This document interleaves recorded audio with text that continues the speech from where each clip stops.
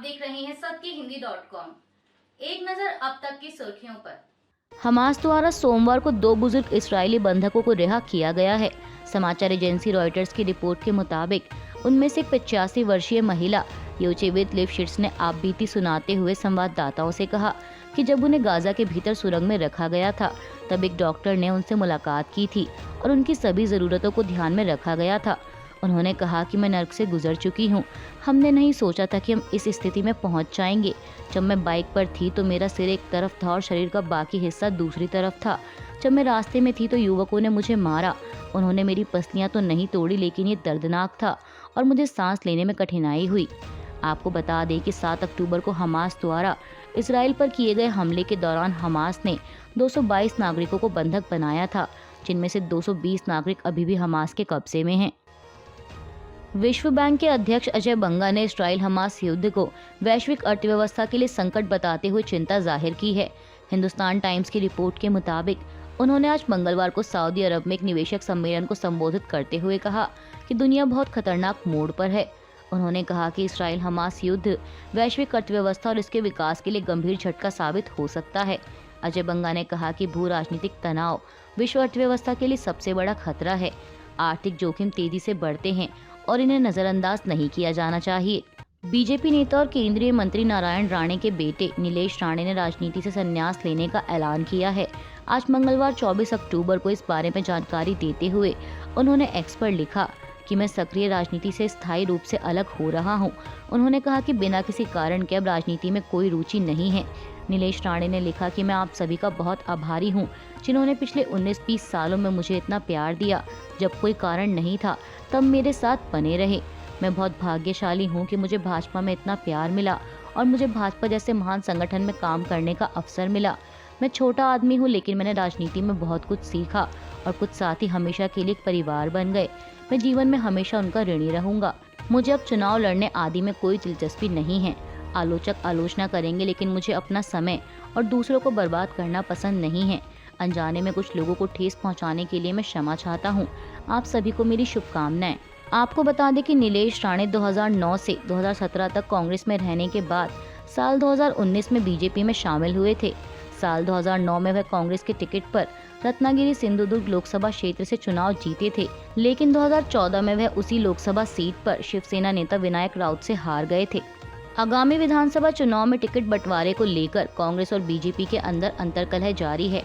मध्य प्रदेश और राजस्थान में दोनों पार्टियों के कार्यकर्ता टिकट वितरण से नाखुश हैं। इस बीच खबर है कि आज मंगलवार को कांग्रेस कार्यकर्ताओं ने कई सीटों पर उम्मीदवार बदलने को लेकर मध्य प्रदेश के पूर्व मुख्यमंत्री कमलनाथ के आवास के बाहर अपना विरोध जताते हुए हनुमान चालीसा का पाठ किया। समाचार एजेंसी एएनआई से बात करते हुए पार्टी के कार्यकर्ता ने कहा कि टिकट सर्वे के आधार पर नहीं दिया गया।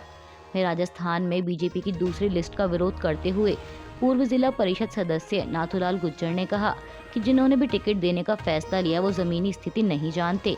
साथ ही बता दें कि टिकट वितरण से नाखुश कई नेताओं ने निर्दलीय चुनाव लड़ने की भी बात कही है। हिंदुस्तान टाइम्स की एक रिपोर्ट के मुताबिक चीन ने पिछले कई महीनों से लापता ली शांगफू को बिना कोई स्पष्टीकरण दिए रक्षा मंत्री के पद से हटा दिया है।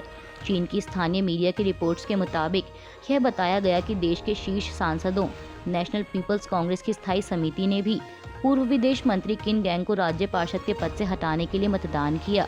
इसके अलावा समिति ने यिन हेजून को चीन का विज्ञान और प्रौद्योगिकी मंत्री और लैन फॉन को वित्त मंत्री नियुक्त किया है। टीएमसी सांसद महुआ मोइत्रा पर लोकसभा में सवाल पूछने के बदले रिश्वत लेने के आरोप पर केंद्रीय मंत्री अनुराग ठाकुर ने निशाना साधा है। उन्होंने आज मंगलवार 24 अक्टूबर को समाचार एजेंसी एएनआई से बात करते हुए कहा कि राष्ट्रीय सुरक्षा एक महत्वपूर्ण विषय है। ऐसी जानकारी साझा करना जो संसद से जुड़ी हो या कोई अन्य जानकारी जो किसी भी तरह का संकट खड़ा कर सकती हो, यह भ्रष्टाचार के साथ साथ राष्ट्रीय सुरक्षा का मुद्दा है। केंद्रीय मंत्री ने आगे कहा कि जैसा कि आप सभी जानते हैं, जांच चल रही है और हम चाहते हैं कि उचित कार्रवाई हो और जांच भी जल्द पूरी हो। आज मंगलवार 23 अक्टूबर को विजयदशमी के मौके पर दो धड़ों में बटी शिवसेना एक बार फिर अपनी दशहरा रैलियों के जरिए अपनी शक्ति का प्रदर्शन करेंगी। बता दें कि शिवसेना उद्धव बालासाहेब ठाकरे की दशहरा रैली का आयोजन महाराष्ट्र के शिवाजी पार्क में किया गया है, जो कि दशहरा रैली कार्यक्रम का पारंपरिक आयोजन स्थल है, जहां बालासाहेब ठाकरे 4 दशक से अधिक समय तक अपनी पार्टी के कार्यकर्ताओं को संबोधित कर उनमें जोश भरते रहे।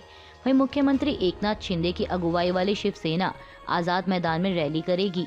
गौरतलब है कि पिछले साल एकनाथ शिंदे और पार्टी के कई विधायकों ने शिवसेना में बगावत कर उद्धव ठाकरे की अगुवाई वाली महाविकास अघाड़ी सरकार को गिरा दिया था और बीजेपी के साथ मिलकर राज्य में सरकार बनाई थी।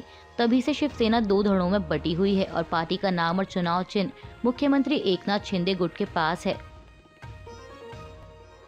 शिवसेना उद्धव बालासाहेब ठाकरे नेता संजय राउत ने शिवाजी पार्क में आयोजित की गई पार्टी की दशहरा रैली को लेकर कहा कि ठाकरे की दशहरा रैली 5 दशकों से अधिक समय से एक परंपरा और विरासत रही है। पहले शिवसेना संस्थापक बाला साहेब और बाद में उद्धव जी ने इस विरासत को आगे बढ़ाया है। इसके साथ ही संजय राउत ने सीएम शिंदे की दशहरा रैली को डुप्लीकेट करार देते हुए कहा कि यह केवल भाजपा के डुप्लीकेट लोगों के लिए स्वीकार्य है। उन्होंने आगे कहा कि दशहरा रैली में उद्धव ठाकरे का भाषण 2024 में राज्य और राष्ट्रीय स्तर पर बदलाव की शुरुआत होगी। अभी के लिए बस इतना ही। बाकी की खबरों के लिए जुड़े रहिए सत्यहिंदी.com के साथ।